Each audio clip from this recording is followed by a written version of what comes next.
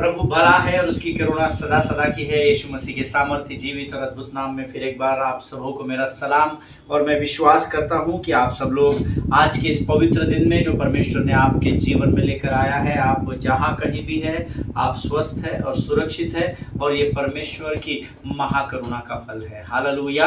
हम अपनी बुद्धि, अपने ज्ञान के द्वारा इस पृथ्वी पर कुछ नहीं कर सकते। और जब जब हम ये संभव प्रयास करते हैं कि हम अपनी बुद्धि, अपनी तिकड़म लगाकर कुछ ना कुछ कर ले, अक्सर हमें हार का सामना करना पड़ता है। और इसीलिए परमेश्वर का वचन कहता है कि यहोवा का भय मानना बुद्धि का आरंभ होता है। आमीन। जब आप आपके जीवन को परमेश्वर के वचनों के अनुसार चलाने का प्रयत्न शुरू करते हैं, परमेश्वर आपको स्वर्गीय बुद्धि से भरना शुरू करता है। और वो बुद्धि ही है जो स्वर्ग से हमारे जीवन पर उंडेले जाती है, जिसके कारण हम आज यहाँ पर पाए जाते हैं। हालेलुया। मैं प्रभु का धन्यवाद देता हूँ जिस अद्भुत विषय को लेकर पवित्र आत्मा ने हमारे साथ कल से एक नए अध्ययन की शुरुआत की है। परमेश्वर का धन्यवाद हो कि प्रभु ने यह अद्भुत विषय दिया है। कल ही मुझे बहुत सारे लोगों के फ़ोन कॉल्स आए और उन्होंने मुझे कहा कि बहुत अच्छा टॉपिक है। विशेषकर मुझे उन लोगों के फ़ोन कॉल्स आए जिनके जीवन में इस समय गड़बड़ियाँ चल रही है और उन्हें बहुत सारे रास्ते बंद दिखाई पड़ रहे हैं, कुछ सूझ नहीं रहा है और ऐसे समय में क्या करना है, ऐसे कश्मकश में भी वो लोग हैं। और उन्होंने मुझे फ़ोन कॉल्स करके कहा कि पास्टर जी धन्यवाद, आपने इस विषय को शुरू किया, क्योंकि सच में हम चाहते हैं कि इस अध्ययन के द्वारा हमारे जीवन में बदलाव आए। आमीन। देखिए, परमेश्वर जो भी विषय हमारे मध्य में लेकर आता है, उस विषय की किसी ना किसी को यहाँ पर ज़रूरत है। आमीन। प्रभु का धन्यवाद हो कि परमेश्वर धर्मी के मन की बातों को जानने वाला, जांचने वाला और परखने वाला परमेश्वर है। हालेलुया। आज फिर एक बार प्रभु का पवित्र आत्मा हमारे मध्य में है और आज फिर एक बार हम कुछ भेद की बातों को परमेश्वर से सीखने जा रहे हैं। लेकिन इससे पहले हम लोग अपने अपने पवित्र शास्त्र निकाल लेंगे और आज हम कुछ वचनों को पढ़ेंगे और अपने मुख से अंगीकार करेंगे। और पढ़ने के लिए जो वचन चुना है वो पाया जाता है भजन संहिता 112 और उसके 5 से लेकर 10 वचनों को हम पढ़ेंगे। The book of Psalms chapter 112 verses 5 to 10।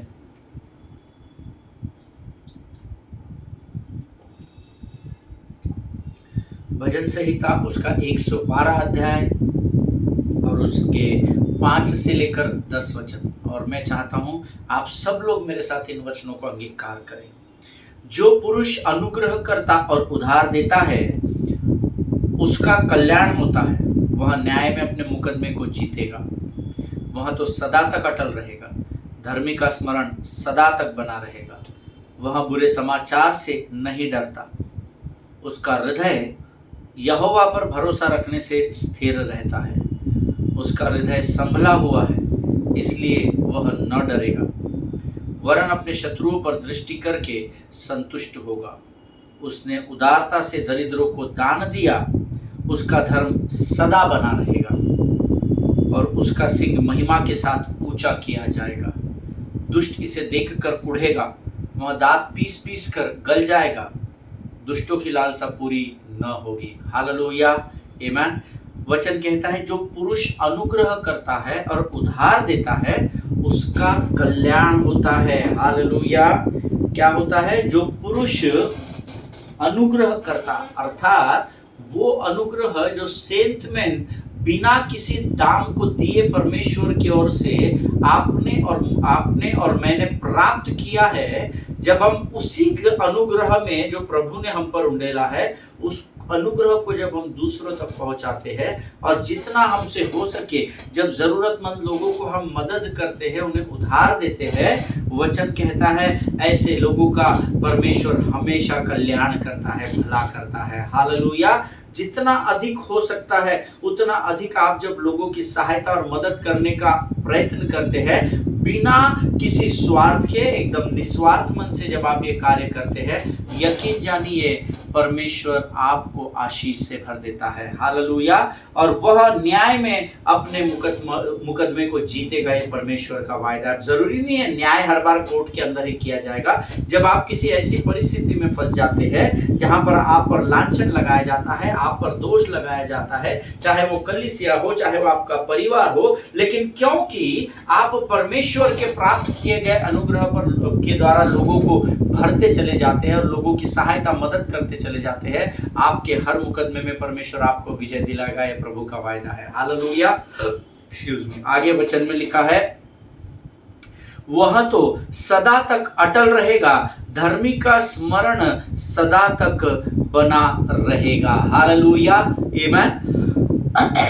अर्थात जो अनुग्रह करता है और उधार देता है वह सदा तक टिका रहेगा। परमेश्वर हर बार आपकी सहायता और मदद करेगा और आप कभी भी लज्जित नहीं होंगे, ऐसा परमेश्वर का वचन कहता है। और उस भाई का या उस बहन का जो इस धार्मिकता के अच्छे कामों को करता है, उसका स्मरण सदा तक बना रहेगा। हालेलुया। आमीन। आगे वचन में लिखा है, ऐसा व्यक्ति जो लोगों पर अनुग्रह करता है, जो नम्रता और दीनता से संसार के मध्य में पेश आता है, वह बुरे समाचार से नहीं डरता, उसका हृदय यहोवा पर भरोसा रखने से स्थिर रहता है। आमीन। जिसको परमेश्वर पे संपूर्ण मन से भरोसा है ना, वो बुरे बातों से डरता नहीं है। जब बुरी बातें उस पर आती है तो वो उस बुरे समाचार को सुनने के द्वारा डगमगाता नहीं है, परंतु वह स्थिर खड़ा रहता है, क्योंकि वो हर परिस्थिति में यहोवा पर भरोसा रखता है। हालेलुया। और वचन कहता है, उसका हृदय संभला हुआ है, इसलिए वह न डरेगा। देखिए, जब आप यहोवा पर भरोसा रखते हैं तो परमेश्वर आपके हृदय को संभाल कर रखता है। ईमान। लेकिन अगर आप चाहते हैं कि आपका हृदय स्थिर रहे, आपका मन स्थिर रहे, शत्रु इसको कमजोर न करने पाए, शत्रु आपके इमोशंस पर हावी न होने पाए, अगर आप ऐसा चाहते हैं तो आपको हर परिस्थिति में यहोवा पर भरोसा रखना पड़ेगा। हालेलुया। क्योंकि आप यहोवा पर हर परिस्थिति में भरोसा रखते हैं, इसलिए परमेश्वर आपके हृदय को संभालेगा। और जब प्रभु आपके हृदय की सुरक्षा करता है तो आपको किसी से भी डर नहीं लगता। हालेलुया। इसीलिए वह न डरेगा, वरन अपने शत्रुओं पर दृष्टि करके संतुष्ट होगा। हालेलुया। अर्थात वो लोग जो आपके जीवन में बुरे समाचार को लेकर आते हैं, जो आपके विरोध में कार्य करते हैं, जो आपको नीचा दिखाने की कोशिश करते हैं, जब वो लोग आपके सामने आए तो आप उनसे डरेंगे नहीं, आप उनको देखकर मुंह नहीं मोड़ेंगे, परंतु जब भी आप उनको देखेंगे तो एक अद्भुत संतुष्टि से परमेश्वर आपके हृदय को भर देगा, क्योंकि वो आपके हृदय की सुरक्षा करने वाला परमेश्वर है। हालेलुया। आमीन। और उसने उदारता से दरिद्रों को दान दिया, उसका धर्म सदा बना रहेगा और उसका सिंह महिमा के साथ ऊंचा किया जाएगा। परमेश्वर आपको लज्जित नहीं होने देगा। जब आप धार्मिकता के प्रभु के बताए हुए कामों को निस्वार्थ मन से करते हैं तो परमेश्वर का ये वायदा है कि उस आपका सिंह अर्थात आपके सिर को वो महिमा से महिमा की ओर लेकर जाएगा। हालेलुया। आमीन। आगे वचन में लिखा हुआ है, दुष्ट इसे देखकर कुढ़ेगा। जब आपका शत्रु सामने आएगा और आप उससे मुंह नहीं फेरेंगे, आप कुड़कुड़ाहट नहीं करेंगे, आप मुंह फेर लेंगे, जब आप इन बातों को न करते हुए उसको देखकर आप हंसेंगे और संतुष्ट हो जाएंगे, वचन कहता है वो बातों को जब शत्रु या दुष्ट देखेगा तो इन बातों को देखकर कुढ़ेगा, वह दांत पीस पीस कर मल जाएगा। दुष्टों की लालसा आपके जीवन में, धर्मी के जीवन में कभी भी पूरी नहीं होगी। हालेलुया। परमेश्वर इन बातों को समझने में मेरी और आपकी सहायता और मदद करे। प्रियो, ये वो अद्भुत वचन है जो दिन प्रतिदिन हम अपने मुख से अंगीकार करते हैं। और आप तो पढ़ने के लिए शायद यूं ही मेरे साथ इन बातों को पढ़ लेते होंगे मेरे कहने अनुसार, परंतु यकीन जानिए जो वचन आप अंगीकार कर रहे हैं ना, परमेश्वर उसके द्वारा आपके जीवन में कार्य करता चला जाता है। हालेलुया। प्रभु इन पढ़े हुए वचनों पर हम में से प्रत्येक को आशीष दे। ये समय है जब एक बार फिर हम आज बाइबल स्टडी की ओर बढ़ेंगे और ये समय है जब हम अपने आप को परमेश्वर को समर्पण करेंगे और धन्यवाद का बलिदान चढ़ाएंगे। सो आइए हम सब मिलकर अपने सिरों को झुकाएं, हम मिलकर दुआ करें, प्रार्थना करें। खुदावत प्रभु यीशु मसीह के सामर्थ्य जीवित और अद्भुत नाम के लिए हम धन्यवाद देते हैं। राजा, तुम महान और जीवित परमेश्वर हैं, तेरी स्तुति करते हैं, तेरी प्रशंसा करते हैं। पिता। प्रभु जी ये समय है जब आज तूने हमें सामर्थ्य या बल और ताकत दी कि हम प्रभु जी तेरी वाणी को बोल सके और सुन सके राजा। प्रभु सचमुच हम धन्यवाद देते हैं इन अद्भुत वचनों को पढ़ने में तूने हमारी सहायता और मदद की। इस समय हम अपने शरीर प्राण आत्मा बुद्धि को तुझे सौंपते हैं राजा। प्रभु जी हम प्रार्थना करते हैं जब हम तेरी वाणी को सुने, हमें बरगलाने वाली, हमारे ध्यान को तेरे वचन से भटकाने वाली शत्रु की हर एक युक्ति योजनाओं का खंडन हम यीशु नासरी के नाम से करते हैं राजा। जब हम तेरी वाणी को सुने तो प्रभु उसके द्वारा हम आशीषित हो सके, ऐसी विनती हम यीशु के नाम से करते हैं। सारी बातों में महिमा तुझको देते, आगे के संपूर्ण समय को तुझे सौंपते हैं और विनती को धन्यवाद और पूरे विश्वास के साथ हमारे उद्धारकर्ता परमेश्वर यीशु नासरी के सामर्थ्य नाम में मांगते हैं। सुनिए और बड़ी दया से ग्रहण करें। आमीन आमीन हालेलुया। फिर एक बार परमेश्वर के उपस्थिति में मैं आप सबों का स्वागत करता हूं। कल से हमने एक नए विषय का अध्ययन शुरू किया है, what to do when you are in mess up. जब आप गड़बड़ी की स्थिति में हो, जब आप कहीं फंसाए जाने की या फंसे हुए स्थिति में अपने आप को देखो, तो ऐसे समय में हमको क्या करना है। हालेलुया। और हमने उसके लिए यूहन्ना के जीवन से उन अद्भुत वचनों को पढ़ा है और आप सब जानते हैं जो हमारे अध्ययन का विषय है वो है लूका रचित सुसमाचार, उसका 7वां अध्याय, उसके 18 से लेकर 23 वचन। आमीन। The gospel of Luke chapter 7 verses 18 to 23। मैं चाहता हूं कि हम फिर एक बार आज इन वचनों को पढ़कर आज के अध्ययन की शुरुआत करें और मैं विश्वास करता हूं आपके पास आपके बाइबल होंगे। So let us open our Bible to the book of Luke chapter 7 verses 18 to 23। 18 से लेकर 23 तक लूका रचित सुसमाचार उसका 7वां अध्याय। तब यूहन्ना के चेलों ने उसे इन सब बातों की सूचना दी।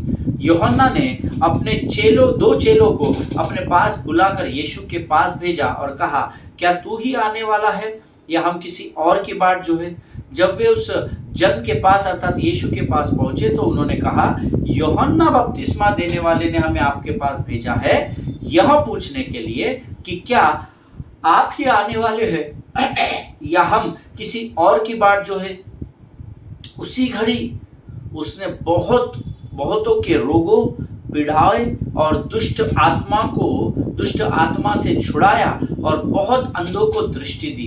तब यीशु ने उन्हें उत्तर दिया, जाओ और यूहन्ना को जो कुछ तुमने देखा और सुना है वह बताओ। अंधे देखते हैं, लंगड़े चलते हैं, कोढ़ी शुद्ध किए जाते हैं, बहिरे सुनते हैं, मुर्दे जिलाए जाते हैं और कंगालों को सुसमाचार सुनाया जाता है। और जो कोई मुझसे ठोकर न खाए वह धन्य है। हालेलुया। प्रभु इन वचनों के पढ़े जाने पर हम में से प्रत्येक के जीवन पर आशीष दे। ये अद्भुत वचन है और यही हमारे अध्ययन का विषय है प्रियो। और आप सब जानते हैं कि यहाँ पर यूहन्ना बपतिस्मा देने वाला कैद खाने में, जेल खाने में बंद है और वो अपने 2 मित्रों को, अपने चेलों को बुलाता है और बोलता है, यीशु के पास तुम जाओ और उससे पूछो कि जो आने वाला है क्या वो तू ही है जो मसीहा की हम बाट जो रहे या हम किसी और की बाट जो है? अगर तू वो नहीं है तो हमें क्लियर कट बता दे ताकि हम और किसी की बाट जोने में अपने जीवन को व्यस्त कर दे। हालेलुया। आमीन। अब देखिए यहाँ पर ये 2 चेले जो यीशु मसीह के पास आते हैं वो यीशु से पूछते हैं, यूहन्ना बपतिस्मा देने वाले ने हमें आपके पास भेजा है ये पूछने के लिए क्या आप ही आने वाले हैं या हम किसी और की बाट जो है? अब देखिए यहाँ पर यूहन्ना बपतिस्मा देने वाला यीशु मसीह से कंफर्म कर रहा है कि क्या यीशु ही सच्चा मसीहा है क्या, जो हमें बचाने आने वाला है? क्या वो तू ही है क्या जो हमें बचाने वाला है, जिसके विषय में यशायाह ने भविष्यवाणी की थी? देखिए कई बार जब हम जीवन की विकट परिस्थितियों में फंस जाते हैं तो हम भी परमेश्वर और उसके वचनों पर संदेह करने लगते हैं। सो यूहन्ना बपतिस्मा देने वाले के विषय में हम ये डाइजेस्ट नहीं कर सकते, परंतु कभी ना कभी मनुष्य के जीवन में ऐसी परिस्थिति आती है जब वो गिव अप कर देता है। आमीन। अब देखिए यहाँ पर व्यवस्था से यशायाह की भविष्यवाणी के द्वारा जो बातें यूहन्ना ने सुनी थी उसका वो प्रचार भी कर रहा है, सारी चीजें कर रहा है, बट अभी वो एक ऐसे मेसअप में, ऐसी विकट परिस्थिति में फंस गया है जहां वो कैद खाने में बंद है। और अब वो अपने चेलों को बुलाकर पूछता है, क्या तू वही है क्या जिसकी हम बाट जो रहे हैं या हम किसी और की बाट जो है? अब यूहन्ना बपतिस्मा देने वाले की ओर से इस प्रश्न का आना बहुत आश्चर्यकारक है। एटलीस्ट मेरे लिए तो बहुत कठिन है इस प्रश्न को डाइजेस्ट करना, because anybody should have known who Jesus is none other than John the Baptist. Amen.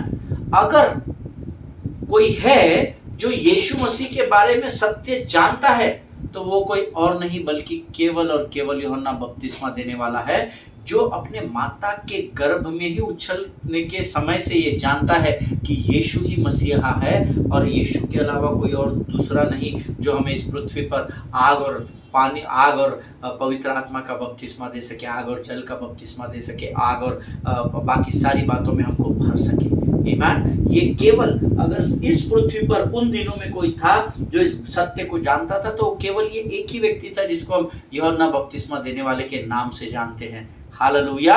हम सब ने लूका रचित सुसमाचार उसका पहला अध्याय कई बार पढ़ा है, जहां पर यीशु के जन्म के विषय में लिखा है, और हम हर साल पढ़ते हैं जब भी क्रिसमस आता है, और हर साल हम पूरे वर्ष भर इस अध्ययन को करते रहते हैं। और हमने सब ने लूका एक कई बार पढ़ा है और हम सब जानते हैं कि यीशु और यूहन्ना बपतिस्मा देने वाला कजन्स भाई है। आमीन। ये आपस में रिश्तेदार है, ये एक दूसरे के कजन्स है, ये हम सब जानते हैं।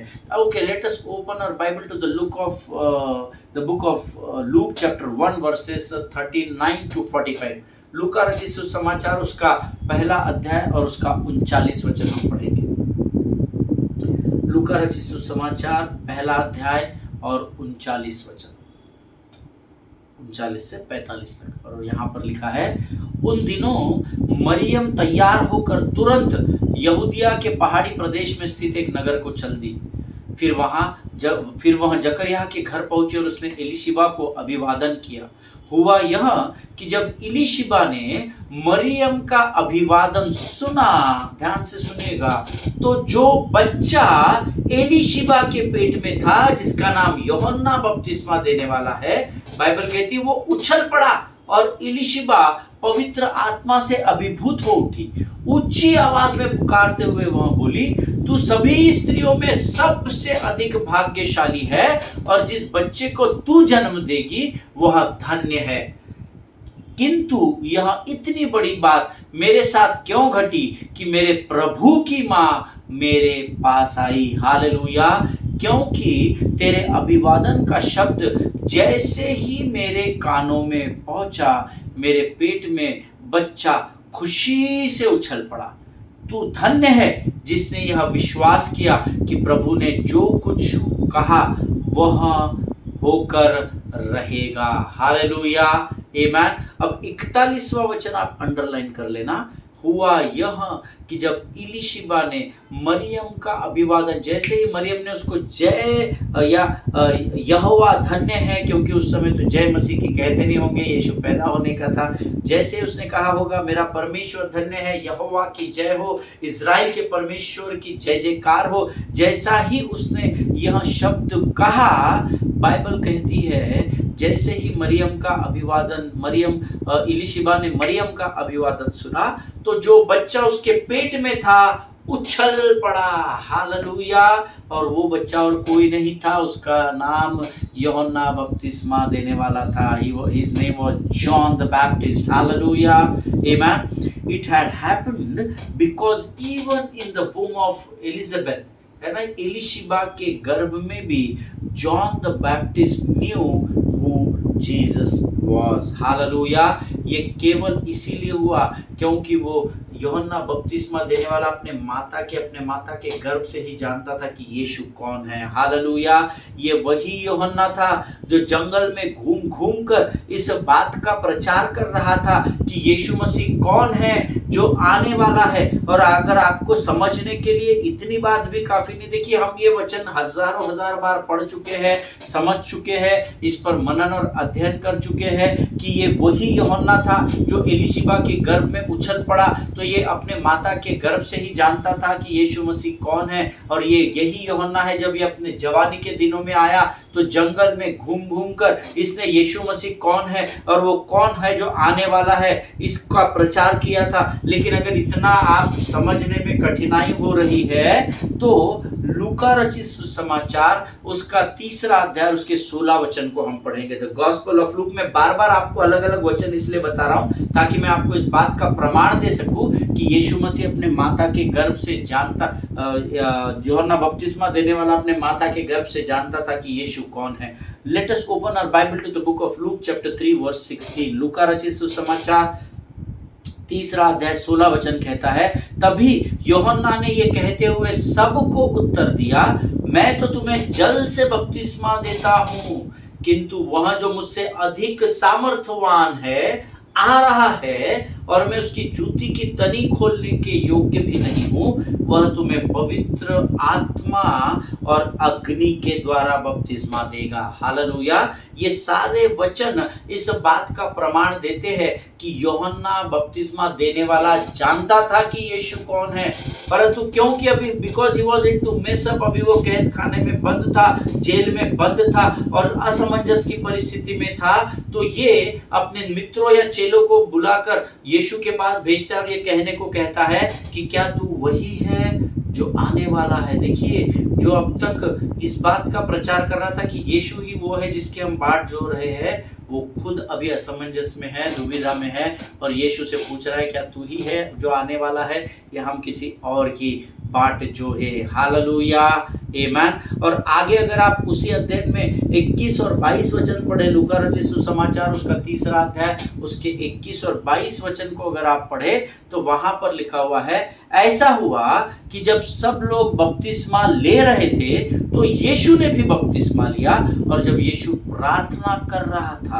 तभी आकाश खुल गया और पवित्र आत्मा एक कबूतर का देह धारण कर उस पर नीचे उतरा और आकाशवाणी हुई कि तू मेरा प्रिय पुत्र है, मैं तुझसे बहुत प्रसन्न हूं। और ये सारी बातों का विटनेस यूहन्ना बपतिस्मा देने वाला खुद है, जो ये भी कंफर्म कर रहा है कि परमेश्वर ने भी बता दिया कि यीशु मसीह मेरा सबसे प्रिय पुत्र है। हालेलुया। इसका सीधा अर्थ ये है, ये सारे वचन हमें इस बात को बताते हैं कि यूहन्ना बपतिस्मा देने वाला अपने माता के गर्भ से इस बात को जानता था कि यीशु ही मसीहा है, फिर उसने उसके नाम का प्रचार भी किया। इतना ही नहीं, लेकिन उसने परमेश्वर की वाणी को भी सुना, यीशु ही परमेश्वर का पुत्र है जिससे परमेश्वर प्रसन्न है। हालेलुया। और वही यूहन्ना बपतिस्मा देने वाला अब यहाँ पर when he is arrested and they put him behind the bars, now the same John the Baptist is unsure that who Jesus is. Hallelujah.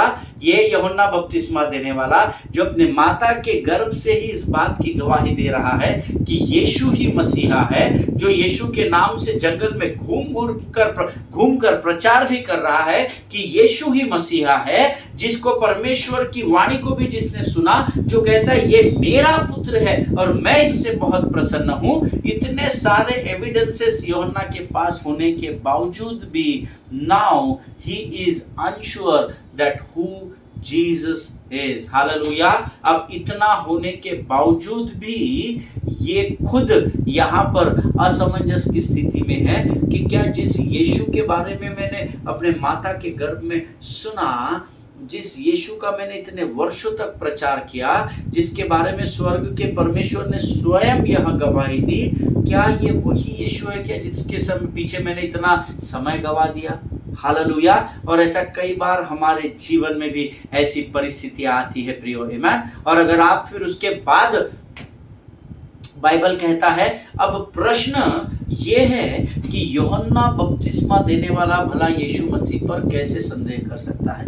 ये संदेह कोई और करता तो बात जरूर अलग होती, परंतु यूहन्ना बपतिस्मा देने वाले के मुख से ये शब्द आना, ये थोड़ा सा डाइजेस्ट करने के लिए, ग्रहण करने के लिए थोड़ा कठिन है। यीशु मसीह पर भले यूहन्ना बपतिस्मा देने वाला कैसे संदेह कर सकता है, तो उसका उत्तर मेरे अध्ययन के अनुसार, इस विषय के अनुसार ये है कि जब यूहन्ना बपतिस्मा देने वाले ने अपने चेलों को यीशु के पास भेजा तो वह कैद खाने में बंदी था और उसके बंदी बनाए जाने के कारण पवित्र शास्त्र में लिखा गया है। लूका रचित सुसमाचार उसका 3 अध्याय उसके 19 और 20 वचन में लिखा है, बाद में यूहन्ना ने उस चौथाई प्रदेश के अधीनस्थ राजा हेरोदेस को उसके भाई की पत्नी हेरोदियास के साथ उसके बुरे संबंधों और उसके दूसरे बुरे कर्मों के लिए डांटा और फटकारा। इस पर हेरोदेस ने यूहन्ना को बंदी बनाकर जो कुछ कुकर्म उसने किए थे उनमें एक कुकर्म और जोड़ लिया। हालेलुया। यहाँ पर अब यूहन्ना बपतिस्मा देने वाला संदेह इसलिए कर रहा है क्योंकि जब वो सुसमाचार प्रचार करते हुए घूम रहा था और फिर एक बार उसको राजा हेरोदेस के उसके भाई की पत्नी के साथ जो अनैतिक संबंध थे उसके बारे में जब यूहन्ना बपतिस्मा देने वाले को पता चला तो बिना झिझके बिना डरे स्ट्रेट उसने राजा हेरोदेस को उसके लिए डांटा और फटकारा कि तू जो ये व्यभिचार कर रहा है ये गलत है, तुझे ये इस बात की परमिशन नहीं है, व्यवस्था इस बात की परमिशन नहीं देती है और तू ये पाप कर रहा है, तू ये गलत कर रहा है। जब उसने उसको डांटा उससे हेरोदेस राजा बड़ा आहत हो गया और उसने उसको उठा करके कैद खाने में डाल दिया। जबकि यूहन्ना बपतिस्मा देने वाले ने कोई पाप नहीं किया, कोई गुनाह नहीं किया है, कोई गलत कार्य नहीं किया है, लेकिन बड़े सिधाई से उसने जब राजा को डांटा फटकारा उसके एवज में उसको हेरोदेस राजा ने उठाकर बंदी बना दिया है। और जब यूहन्ना बपतिस्मा देने वाले ने राजा हेरोदेस के बुरे कामों के लिए फटकार लगाई तो ये बात आग की तरह फैल गई जिससे राजा क्रोधित हो गया और उसने क्रोध में आकर अब यहाँ पर यूहन्ना बपतिस्मा देने वाले को बंदी गृह में डाल दिया। और क्योंकि अब उसको मार डालने की आज्ञा दे दी गई थी, अब यहाँ उसके बिना पाप किए, बिना गुनाह किए, बिना किसी बुरी बात को किए हुए जब उसको मार डालने की आज्ञा दी गई, अब इसके मन में संदेह आ गया कि अरे मैंने कुछ किया नहीं फिर भी मुझे बंदी गृह में डाल दिया, तो क्या मैं अब तक जिस यीशु के सुसमाचार का प्रचार कर रहा हूं वो सच में ये मसीहा ही है या वो नहीं है, वो मुझे बचाएगा या मैं फांसी पर चढ़ा दिया जाऊंगा। अब ये शंकाओं ने उसको घेर लिया जिसके एवज में उसको संदेह हो गया। हालेलुया। कई बार जब आप कुछ गलतियां भी नहीं करते हैं, जब आपकी कोई गलती नहीं होती फिर भी लोग जब आप पर दोष लगाते हैं तो कई बार हम भी बिना पाप बिना गलती किए जब हमको बुराई का सामना करना पड़ता है, हमको दोष में जाना पड़ता है, तब कई बार हमारे मन में भी ऐसे प्रश्न उठते हैं। हालेलुया। कि क्या ये वही परमेश्वर है जो जिसके वचन में पढ़ता हूँ, जिसकी मैं सेवा करता हूँ, बड़े ईमानदारी से करता हूँ, मैंने तो गलत भी नहीं किया फिर भी मेरे साथ ऐसा हो रहा है, तो क्या सच में यही यीशु मसीहा परमेश्वर है भी या यूं ही मैं इसके पीछे चल रहा हूँ। हालेलुया। मेरी क्या गलती है प्रभु, मेरे साथ ऐसा क्यों हो रहा है? हजारों प्रश्न कई बार हमारे भी मन में उठते हैं। हालेलुया। जब ये बात आग की तरह फैल गई और जब राजा ने क्रोधित होकर उसको बंदी गृह में डाल दिया और उसको मार डालने की आज्ञा दी गई, इसीलिए अब उसके मन में संदेह उत्पन्न हुआ कि क्या सच में यीशु ही मसीहा है क्या? Hallelujah. See, many times it happens in our lives when life puts you in such a critical or hard situation that you wind up having doubts about the goodness of God. कई बार जब मुझे और आपको ऐसी परिस्थितियों से होकर गुजरना पड़ता है कि एक स्तर पर जब हम सामना करने की हिम्मत या ताकत या बल या विश्वास को खोने लगते हैं, तो कई बार हमारे मन में भी उसकी उपस्थिति को लेकर और उसके अस्तित्व को we doubt about God presence and his existence in this world. Amen. कई बार हमारे साथ भी ऐसा होता है, जैसे हमारे को अगर किसी बीमारी ने 10 साल 15 साल से पीड़ित कर दिया है, जब हमारे बीमारी की शरीर में शुरुआत हुई तो हमको लोगों ने उत्साह दिया, धाड़स बंधाया, अरे कुछ नहीं, तुम प्रभु के उपस्थिति में बने रहो, तुम्हारे साथ सब ठीक होगा, प्रभु तुम्हें लज्जित नहीं होने देगा, ऐसा नहीं होने देगा, वैसा नहीं होने देगा। और दिन निकलते गए, महीने निकलते गए, 1 साल हो गया, 2 साल हो गया, 5 साल हो गया, 10 साल हो गया, लेकिन आप उस शरीर की बीमारी से नजात नहीं पा रहे हैं। तो कहीं ना कहीं जाकर आपके विश्वास की कमी की घटी के कारण आपके मन में और मेरे मन में भी ये संदेह हो जाता है कि क्या सच में यीशु मसीह परमेश्वर है क्या सच में उसकी उपस्थिति मेरे जीवन में है क्या। और इस फेज से हम सब कभी ना कभी होकर गुजरे हैं, ईमान, या शायद इस समय आप इस फेज में होंगे और शायद इसीलिए परमेश्वर इस विषय को हमारे मध्य में लेकर आया है ताकि हम इस प्रश्न का उत्तर प्राप्त कर सकें। हालेलुया। परमेश्वर इस बात को समझने में आपकी सहायता और मदद करे। देखिए, ये बात मायने नहीं रखती है कि आप कलीसिया या फिर कलीसिया के बाहर किस पद पर है, आपका क्या पद है, आप डिकन है, रेवरेंट है, बिशप है, पास्टर है, आप बड़े अधिकारी है, आपका पद मायने नहीं रखता। आप किस वर्जन या किस बाइबल से अनुवाद करते हैं या किस वर्जन को पढ़ते हैं, ये बात मायने नहीं रखती। It doesn't matter how many consecutive Sundays you go to church regularly or you come to church regularly. It doesn't matter how anointed or how talented you are. आपके पास कितना अधिक अभिषेक है और आपके पास कितने टैलेंट है, ये सारी बातें मायने नहीं रखती। But the truth is, each one of us can wind up in some circumstances in our lives that make you question whether God is who He said he was. Hallelujah. जब आपका पद, आपका औदा, आपका धन, ये कुछ भी मायने नहीं रखता, लेकिन सत्य यह है कि कभी ना कभी हमारे जीवन में कभी ना कभी कोई ऐसे तूफान आ जाते हैं जब हम परमेश्वर के अस्तित्व पर संदेह करते हैं कि क्या सचमुच ये वही परमेश्वर है क्या जिसने मुझे उस विकट परिस्थिति से छुड़ाया था जो आज मुझे नहीं छुड़ा रहा है। क्या ये वही परमेश्वर है क्या जिसके विषय में मैंने पढ़ा है कि उसने बड़े बड़े आश्चर्य कर्म किए हैं, क्योंकि मैं तो फंसा हुआ हूँ, मेरे साथ तो बहुत बुरा हुआ है। तो क्या ये वही परमेश्वर है क्या जिसने अब्राहम से जो वायदे पूरे किए, और अगर ये वही परमेश्वर है तो आज मुझे इस परिस्थिति से क्यों नहीं छुड़ा रहा है, क्यों मेरे साथ ये ऐसा हो रहा है, क्यों मैं कर्जे में डूबता चला जा रहा हूँ, क्यों मेरे शरीर कमजोर होता चला जा रहा है, क्यों मेरी मानसिक परिस्थिति खराब होती चली जा रही है और मुझे कुछ समझ में नहीं आ रहा। क्या प्रभु तू सच में है भी या बस तू नाम का ही परमेश्वर है। ऐसी परिस्थिति से हम सब होकर गुजरते हैं और इसी कंडीशन में, इसी परिस्थिति में इस समय यूहन्ना था।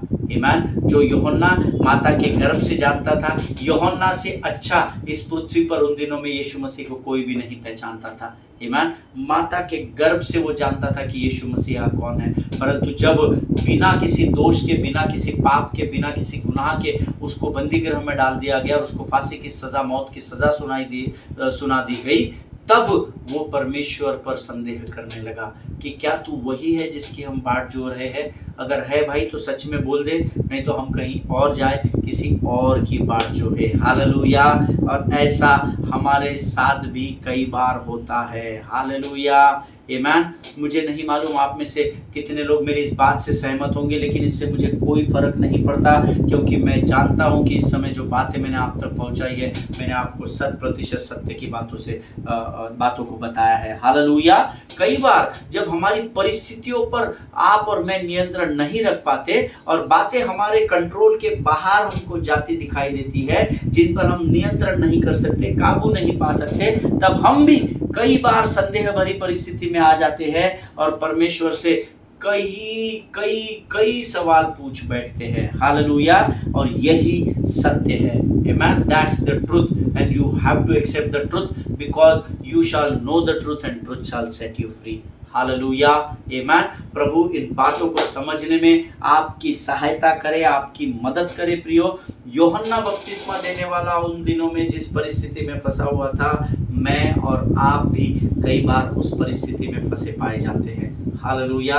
आज हम इस अध्ययन को यहाँ समाप्त करेंगे।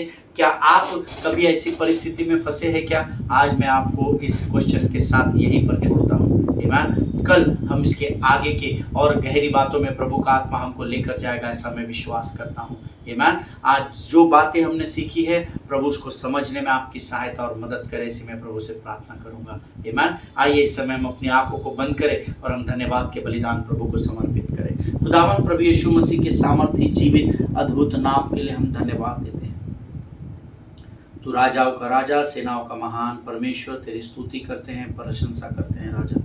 प्रभु जी, हम धन्यवाद देते हैं राजा, क्योंकि प्रभु आज तूने वचनों के द्वारा हमें फिर एक बार अपने सामने आईने को दिखाया राजा, क्योंकि कई बार प्रभु जी हम भी ऐसी परिस्थिति में फंस जाते हैं जब हम तुझ पर संदेह करने लगते हैं राजा।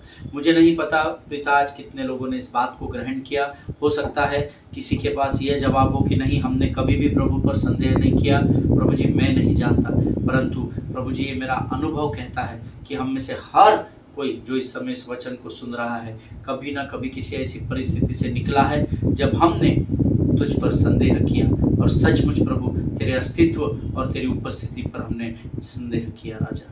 प्रभु हम धन्यवाद देते हैं, आज इस अध्ययन के द्वारा तूने फिर एक बार हमें अपने अतीत की बातों को याद दिलाया, हमें आईना दिखाया और हमारे मनों को वचनों के द्वारा मजबूत किया राजा की, क्योंकि तू कभी भी न बदलने वाला परमेश्वर है। हम धन्यवाद देते हैं, जिन्होंने सुना उन्हें आशीष दे राजा। सारी बातों में महिमा तुझको देते, आगे के संपूर्ण समय को तुझे सौंपते हैं और अपने आप को यीशु मसीह के लहू में सुरक्षित करते हुए इस विनती को धन्यवाद के साथ यीशु नासरी के नाम से मांगते, सुन और बड़ी दया से ग्रहण कर, आमीन। हालेलुया। परमेश्वर आप सबको आशीष दे। इजराइल के लिए प्रार्थना करें, भारत देश के लिए प्रार्थना करें, अपने पासवानों के लिए, उनके परिवारों के लिए ज़रूर प्रार्थना करें।